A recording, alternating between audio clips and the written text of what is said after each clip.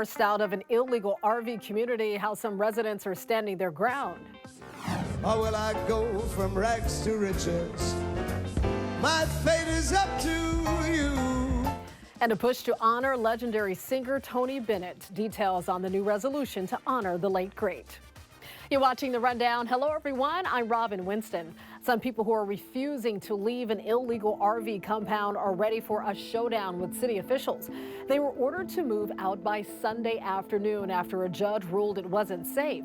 Workers with the housing department came by to remind residents that an emergency shelter is available to them. We're told about 80% of the tenants accepted the services, but a small group says they will not leave until they are pushed out.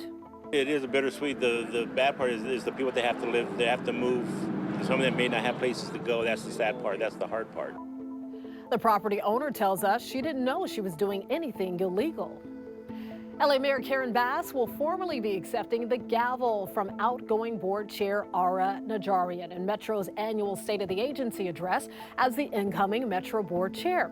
Well, officials will be discussing highlights in the past year, including the opening of 2 major rail lines and a return to pre-pandemic ridership levels. Safety will likely be a big topic of discussion as well in light of recent attacks on trains and buses. Officials plan to talk about creating and implementing a new public safety plan for the agency.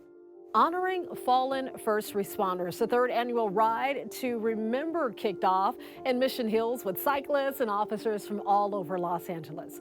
The group cycled 25 miles through the San Fernando Valley. A Ride to Remember started 3 years ago to honor Officer Val Martinez, who passed away from COVID-19 after he was exposed while on duty. But since then, the ride has changed to remember all first responders who've died while working to keep our community safe. It's a ride many say brings officers and the community closer. It's very unfortunate. 247 officers have died last year in the line of duty just from gunfire, from traffic accidents and illnesses and such. And we're already at 63 officers across the country for this year. It's just a time to support, to remember, to really just make communities understand how important these people are. The event also helped raise money for the families of fallen officers. If you thought it was hot, brace yourself because it's about to get even hotter. In fact, experts say July is shaping up to be the hottest month on record. Well, that's according to the director of NASA's Goddard Institute for Space Studies. He says that global warming, El Nino, and regional heat waves are contributing to the findings. Experts also predict this year and next year may end up being the hottest years ever on record. In the coming weeks, most of the U.S., including California, will see warmer than average temperatures. NOAA officials also confirmed last month was the hottest June in 174 years of record keeping. It's a muggy start to our work week. Meteorologist Belen De Leon is here and tracking the humidity and our chance of thunderstorms. We're at that time of year when the high temperatures are affecting the air quality. Hello, everyone. When we look at the sensors for the valleys in Inland Empire, they are orange, they are red. That indicates unhealthy air quality for sensitive groups. And in the Inland Empire, more red sensors, unhealthy air for everyone, regardless if you have respiratory issues.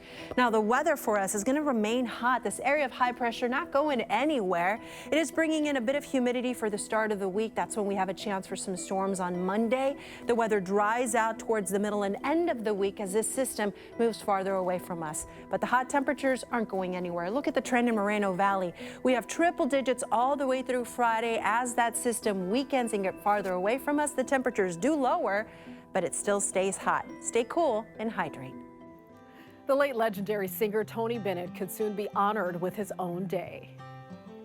I am announcing today that I am putting on the floor of the Senate a resolution declaring August 3rd, his birthday, Tony Bennett's birthday, as Tony Bennett Day. Senate Majority Leader Chuck Schumer made the announcement while standing at Tony Bennett's bench in New York City. Whether you met Tony, you listened to Tony, whether you're young, whether you're old, whether you're in between, everyone knew Tony Bennett and everyone loved Tony Bennett. Just to hear him sing a few bars, you knew he cared about you, and he cared about the words of the song. Former House Speaker Nancy Pelosi has also agreed to send a similar resolution to Congress. Bennett passed away at the age of 96. There's a warning for parents about a dangerous trend gaining popularity on TikTok. That trend is adding borax to drinking water to reduce inflammation and ease joint pain. Borax is found in detergents and cleaning supplies, but health officials warn it's extremely dangerous to consume. Along with cleaning, it's also used to kill insects like cockroaches. Spotify prices are going up. Music lovers will have to pay $1 more every month for the premium plan. Spotify says the new price will allow them to keep innovating with their services. Student and family plans are also getting a $1 increase. They're still offering a free version with ads and less features. If you're already a member, you'll have a 1-month grace period before you get charged, so plan ahead. Another controversial announcement from Twitter owner Elon Musk. The company's iconic Bluebird logo will soon be a thing of the past. That's right, the Bluebird will be replaced by an X logo. The change will be rolled out worldwide, and since purchasing Twitter last October for $44 billion, Musk changed its business name to X Corp, reflecting his vision in creating a super app.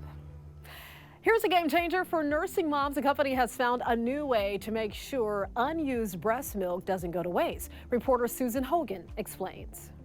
This is the Manning family. Mom, Priya, 7-month-old Mira, and Dad, Matthew, an Apache pilot in the United States Army. I recently just completed my commands out in Hawaii, Delta Troop, 2nd Squadron, 6th Cavalry Regiment. When Matt received orders to move from Hawaii to Maryland a few months ago, there was one big problem for this nursing mom. I became an overpumper, and that, in fact, made me an overproducer.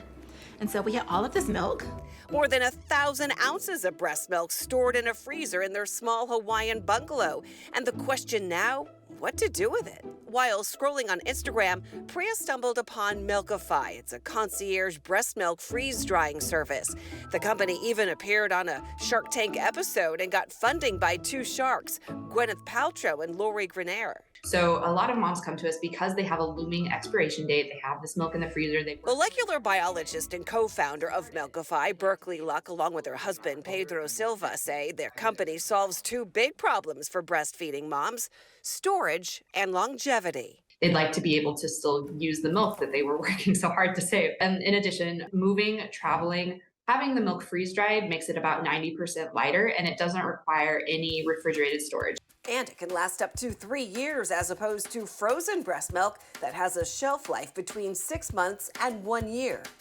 After signing up for Milkify's service, Priya received a pharma-grade shipping cooler designed just for shipping frozen items. She packed up her frozen breast milk and sent it from Hawaii to Milkify's facility in Houston, Texas, where every bag is labeled, weighed, and logged, and transferred to a pouch for freeze-drying, and then sent back to the family. Over about a 48-hour period, very low and slow, the water is gradually removed from the product, leaving behind all of the solids that were in the milk.